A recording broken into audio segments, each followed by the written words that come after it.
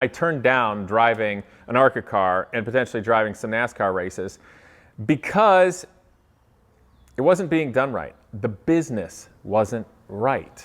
And so the guy has the nerve to say to me, I will give you the regulations after you make a deposit. Excuse me? Whatever happened to due diligence in business? Those are my dreams. But dreams mean nothing if you allow them to lure you down a briar path or out into the desert.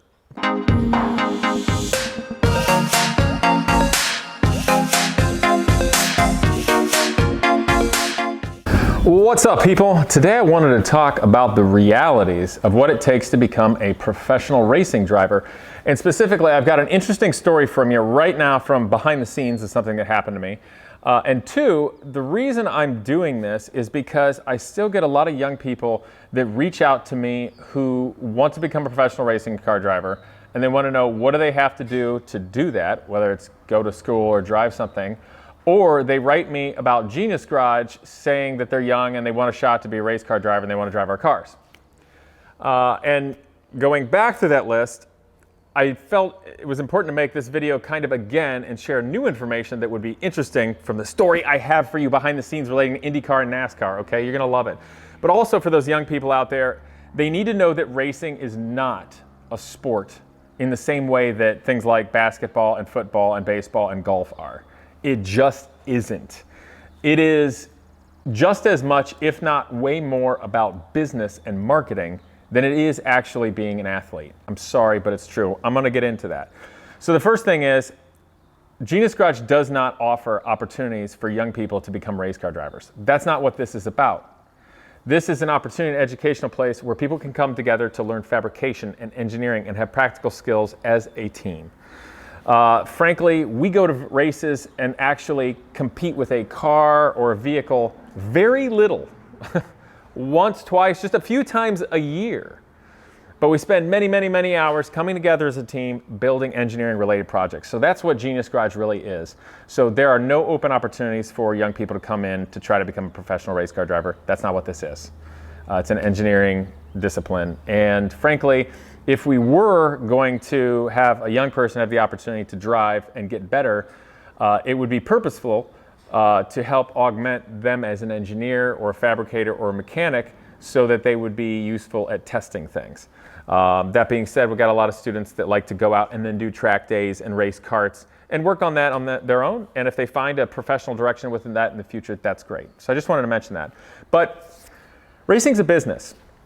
There is still a myth that exists that people seem to think that you can become a race car driver by being good. Like you're gonna get a shot. Somebody's gonna give you a shot and you're gonna be really good and a good person and they're gonna want you to drive. That doesn't exist. It just doesn't exist. Like there's like one or two stories of somebody out there, like Jim Truman back in the 80s is a neat guy, I guess, and liked to cultivated young people or up and comers and things like that. Gave everybody from like Bobby Rahal to Willie T. Ribbs a shot. Because he had a lot of money from Red Roof Inns, and he would sponsor them that way. And the guy seemed to be kind of a philanthropist in that way with racing car drivers. But that generally just doesn't exist. If you look at IndyCar, you know, there's like a dozen Indy Lights cars running, and that's the step right before Indy cars. That should tell you something. That it's really hard to get in, and it's really about money and dollars and sponsorship and advertising. And young people need to know that. Because it's sad to think there's young people out there chasing a dream with no avenue to get there based upon a belief and a myth of things that just aren't true and don't exist.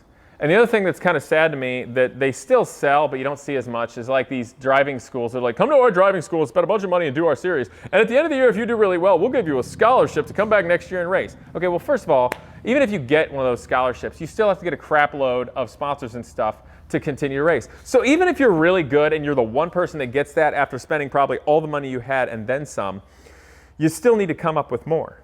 There's no avenue, there's no shot, there's no direction. It doesn't exist. It doesn't. So I think young people need to know that. You know, focus on your careers, focus on enjoying motorsports. If you love racing, that's great. There's so many great places that you can enjoy that sport for exactly what it is and should be. Kart racing is the best. But if you think you're going to someday drive NASCAR or IndyCar or whatever, it's business. So you need to be amazing in a boardroom and bring something to the table. Otherwise, please stop believing something that doesn't exist. You're just hurting yourself. Anyway, I wanted to tell you a story that has just recently happened to me, and I'm going to leave out a lot of names and be vague because this in no way is a way to beat up on anybody. But I want to share this behind the scenes to you that relates to NASCAR and IndyCar and Indy Lights and all that relates to me. So obviously, I've raced in the past, and I'm pretty good behind a wheel.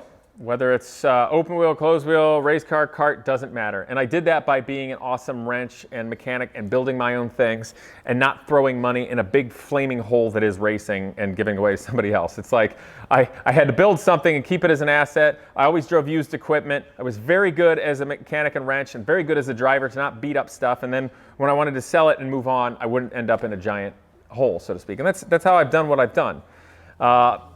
And you know, some people know that I can drive, and obviously I've got a big YouTube following, and Genius Garage is a neat thing. There's a lot of opportunities here that could someday work into me doing a little bit of driving that could be valuable on a business level too for teams and sponsors.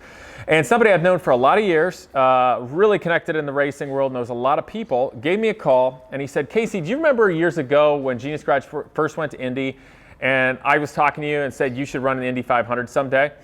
And I go, yeah, man, we were hanging out with Tony Adamix, was an old race car driver, since passed away back then. It was a good time, I said to him. And he goes, yeah, man, but do you remember the conversation? And I said, well, yeah, but I gave up on that dream because like none of my relatives are CEOs on Fortune 500 companies, and I don't have 40 grand a month to pay a giant PR marketing firm to go after sponsors and stuff. And besides that, I spend all my time mentoring students and hopefully making the world a better place through Genius Garage to think about racing. So I gave up on that dream, dude. And he goes, yeah, maybe don't. And I'm like, go on. So anyway, he had a conversation, and I'm not even going to say like title a person because I genuinely not want to speak negative, and I don't want any of you guys to get negative vibes out of this story, but this is just reality. He says he had a conversation with someone who was connected in the American high-end professional racing world, like, you know, IndyCar, NASCAR, and stuff, and had been working on some efforts in both and big sponsors and all that sort of thing. He said he had a conversation with this guy and said, I know somebody I guarantee in reasonably short order could qualify for Indy 500, and he's got a social media following like no other driver and is going somewhere, and obviously he's talking about me. And this person was interested. So I didn't hear anything about it much after that. And I talked to my guy and I said, hey, can I reach out to that guy? I'm curious to see what he's thinking or if there's anything there. It's a fascinating new frontier if, you know, racing drivers are public figures, and there's also YouTube and all that racing doesn't get and isn't really making bigger. So it's going to be fascinating to see in the future, will professional racing drivers also be social media people? I think so. So I called this guy up. And the person would give me his number, and I said, hey, my name's Casey Putsch. Here's what I'm doing. Here's what I'm about. Here's what I've done. This is where I'm going. This is what I do with regard to social media. And the person you spoke to had this conversation with you, just kind of refreshing his memory and saying that. And I just thought I'd give you a call, because if you think there's any value here to what I've got going on with social media and Genius Garage and all, maybe students being part of a team, being part of that, and or me driving, then it's worth the conversation. And he was interested. He said, yeah, that's pretty good. I've got some other things going on too that might be good for you. Call me back tomorrow at 1. So the next day we were both super busy, and it went another day. And long story short, he says, I think that's great. Like Genius Garage, the social media is amazing, because frankly, my YouTube channel potentially will be bigger than the NTT IndyCar series next year. So it's fascinating that will future drivers also be social media influencers, because, you know, someone such as myself, if I were to go race cars anywhere next year, depending on the series, just my own YouTube channel being, by YouTube standards, small, would be the most views the whole series was getting at all. Like, I don't understand why racing doesn't get this. Like, you could literally waltz in as a rookie and have more exposure than anybody else. So that's kind of where it's a no-brainer.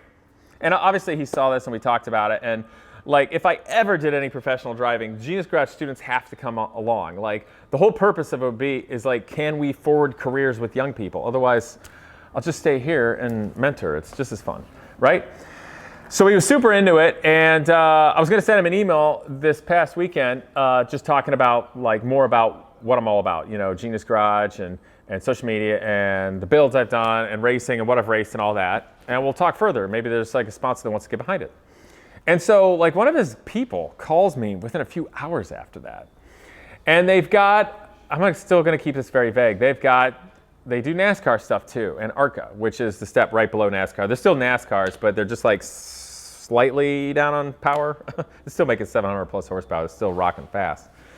And he goes, well, I've got a way to get you into Indy. It'd probably be 2022 before you drive in Indy cars, and you need to race some Indy lights. And I'm like, yeah, of course. You gotta work into it, right? If you're gonna be serious. But I think you should come do an ARCA race. And I've got a sponsor that wants to go the whole way. And this is why I'm bringing it up. So he's all about this ARCA race, and there's some driver that was out, and I told him, I'm like, look, I feel very comfortable with the track. I've raced there for the last 5 years. An ARCA car is very similar to the Corvette we've driven for the last 5 years. It's just heavier and has a little less stick. So yeah, we can finish really well if you want me to come in there as an immediate thing. But realize I'm not interested in driving ARCA professionally or NASCAR. I'm more interested in creating a bigger picture relationship that relates to Indianapolis, Open Wheel, and Genius Garage for the sponsor and social media. And they're like, okay.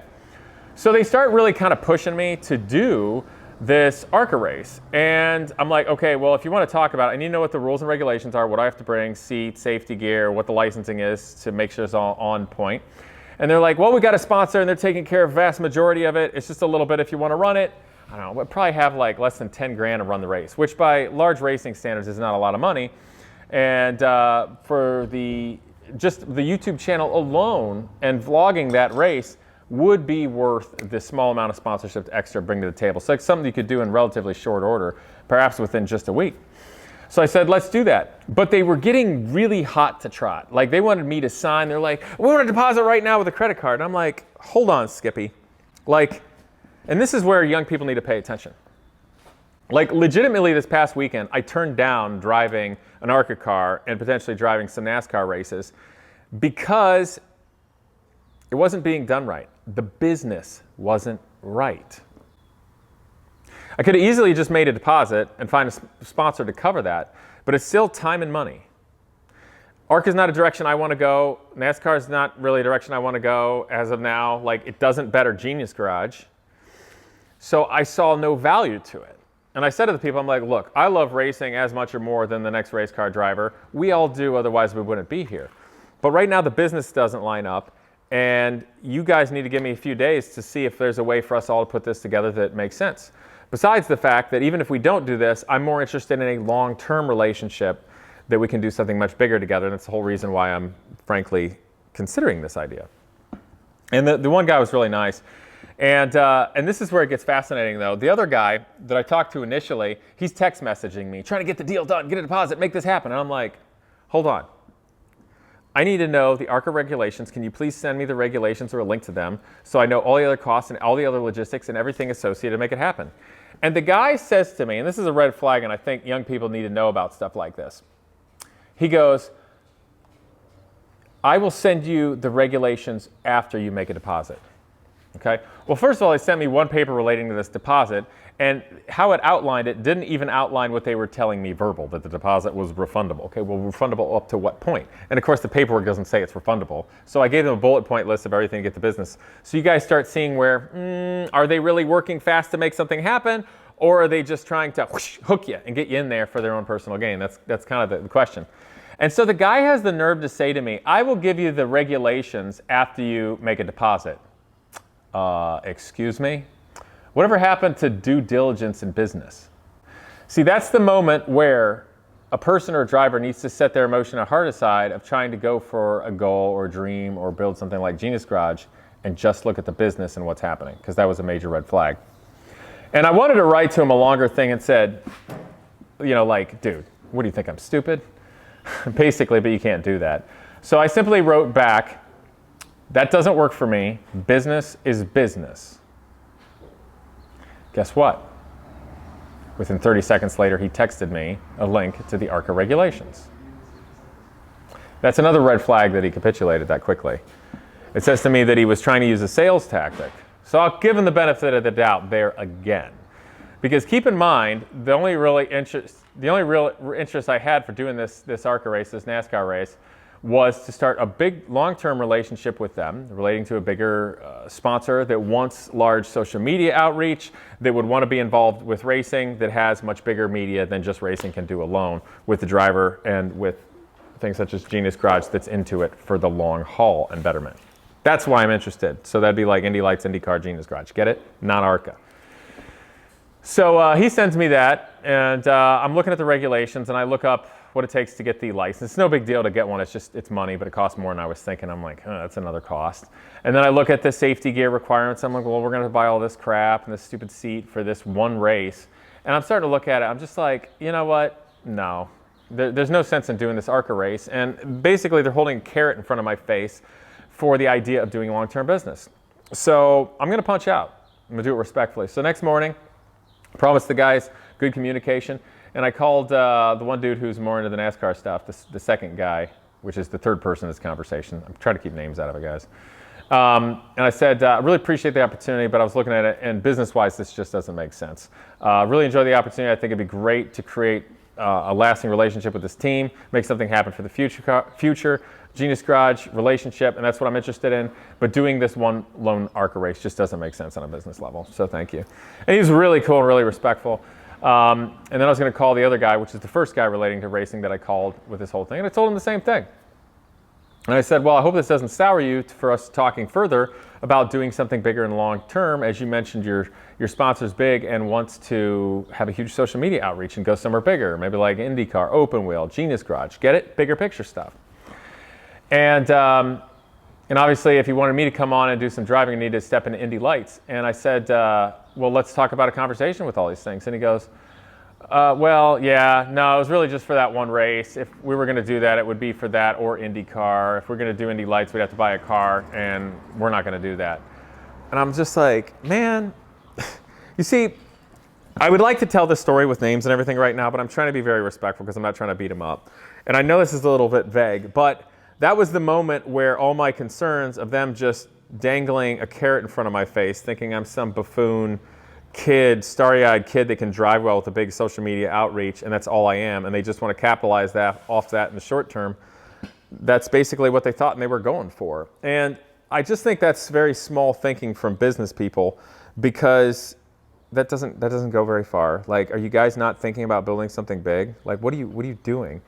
But my concerns were accurate, that they were really just trying to do a quick grab for any sort of outreach I had, any sort of money, and any sort of talent I had as like a pinch hitter for those races, and then not care about the future. And that's the truth, because they weren't even set up to build the future they were trying to lead me on or be interested in. He was just using that as a guise to try to stick in the seat like that. And that's what's important for young people to understand if you actually want to do anything in business, most especially racing, because it is so easy to be blinded by emotion. Like, I really want to do this. This is my dream. Back off, calm down. Dreams can change, and you don't want to have a crappy life chasing a dream and never get there, right? You want to get there. So business is business, and that's how racing is. And the other thing is, it's just expectations. You know, I told my wife about it. She was very supportive. I could have done that race in terms of time schedule. It was in between things going on with Genius Garage, so it would be no bother to them, and could have brought in some sponsors for doing that. But they were trying to do it quickly and do a deposit and stuff like that. And I wasn't planning on spending any of my own money. Like, any that I do is to betterment Genius Garage. And my wife says, I think you should take this shot. And I really appreciate her saying that. It was really nice. I said, yes, I appreciate that. However, here are my concerns with what I'm seeing based on this possible deal.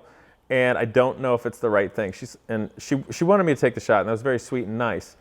But it was important for me, the guy that has the dream of making Genius Garage better, the guy that has been the aspiring driver for a long time that didn't come from the means to do it, the guy that would like to have, you know, a business future with social media and racing and all that. Those are my dreams. But dreams mean nothing if you allow them to lure you down a briar path or out into the desert, because then you're just going to be screwed. And I didn't mind just stopping and going, guys, this race doesn't make sense. on a business level. Thank you for the opportunity of being really nice. Let's talk about something bigger. Turns out there's really no discussions. And I was very nice. I said, look, if something changes or whatever, feel free to call me up. Otherwise, I'm going to keep going. And that's just it, guys, because in this circumstance, I could have been blinded to the details and due diligence and things that relate to the business of racing and just wanting to be an athlete and a driver no matter what, right? And go down the ARCA race and thinking something's going to be great. And then afterward, try all this hard and finish well. Let's say it finishes well. Bad things could happen, of course. And I say, okay, well, let's talk about doing something bigger with Genius Garage in Indianapolis and all that. And they'd be like, oh, well, we're not really ready for that. And they would have just gotten what they wanted. And I would have wasted time and money for nothing. So I just want you all to realize that racing is a business. There's an athletic part, there's a competition part, and that's what we all love. But the sad fact of the matter is it's insanely expensive. And if you want to go compete on a big stage, that's the way it is. So if you just want to race for you and you love the competition all, that's great. Go kart racing. It's better than any car racing you can find. It's vastly affordable and there's many great tracks around. And who knows, maybe someday you'll put the business together and go out there on the big stage, right? But please don't believe in a construct that doesn't exist, that somebody's just going to discover you or somebody's going to give you a shot to drive their car. It's kind of like somebody I once I read what somebody wrote, a CEO somewhere in the past. You can't go waltzing into a company, whatever your position is, and expecting, I want a company car and I want time on the jet and the timeshare and all these fancy things. And the sentiment was basically like, you won't be able to get those things from a company until you can actually afford it yourself. It was fascinatingly true. So enjoy racing, but have realistic expectations that it's a business. And that's just the way it is. And just, you might as well give up going out and asking for people to give you shots. Because unless you have something to bring to the table, why would they do that? Racing is a business partnership. If a driver comes onto a team and they're going to prepare a car, that means they are now a business partnership and they're both bringing something to the table. And that, generally speaking, all the time has a lot more to do than they're just being good drivers. Racing on a high level is a wealthy person's sport. It takes a hell of a lot of money to get there and a hell of a lot of connections. Normal people don't have those connections. So of all the people that wash out of racing, all the people that do racing on a higher level or go professional, I guarantee they're the top 1% of the wealthiest people in the country and world, or close to. Maybe there's one or two that aren't, but they're doing all right. Which is a little sad on a sporting level because you think that if you already have to have great pre-positioning to be in the position to use your talent to get there, then that means that's less than 1% of the population, probably. That means there's 99% of the population out there that are potentially better personalities and better athletes and better race car drivers than just that 1%. My money's on betting on 99%, not on 1%.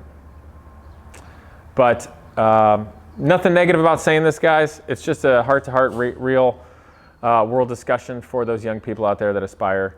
Go to school, get an engineering degree, go to trade school, have a job, be part of a community, feel good about that. Find your personal worth from having great relationships and making your community and nation better. And enjoy racing as a sport and as a hobby.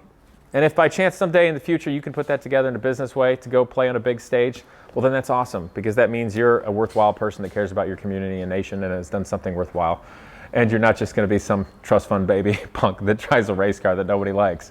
Because there's a few of those out there.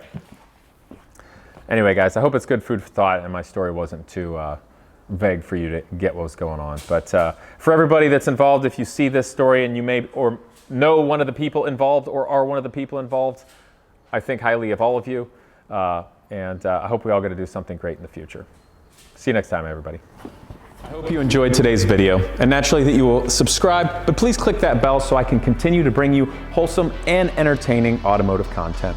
Also, huge thanks to Avalon King ceramic coating. They're supporting this channel and making this all possible. But more importantly, I'm looking forward to use it on all of my vehicles, including my old dirt bike. Ceramic coating bonds directly to the surface of your paint, trim, and plastics to give a long-lasting shine that beats all waxes. It lasts for years and it's easy to maintain. I've got it on my Viper right now and my car has never looked this good. So give them a try.